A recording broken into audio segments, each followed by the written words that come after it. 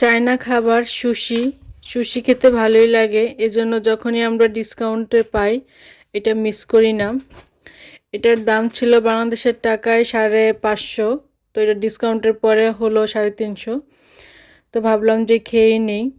এটা যেহেতু ফ্রিজে থাকে, ডিপ করা থাকে না, নর্মাল ফ্রিজেই থাকে, সেজন্য এটা হালকা একটু গরম করে নিলে খেতে অনেক বেশি মজা লাগে। ওই জন্য এটা আমরা একটু ওভেনে গরম করে নিলাম। এটাতে ছিল স্যালমন ফিশ, তারপরে ছিল চিংড়ি মাছ, আভোকাডো, শসা, আর এগুলো হলো সয়া সস, আদা, কুচি করা আদা। আর আরিতা তো নিজে নিজেই নিয়ে খাওয়া শুরু করে দিয়েছে হাত দিয়ে ভেঙে ভেঙে। তবে আমার কাছে মনে হয় যে সুশি যেহেতু খাবো, কাঠি দিয়েই খাবো, হাত দিয়ে আমি খেতে চাই না। সুশি দিয়ে আমি খাওয়ার চেষ্টা করি সব সময়। তো এই ছিল আজকের সুশি।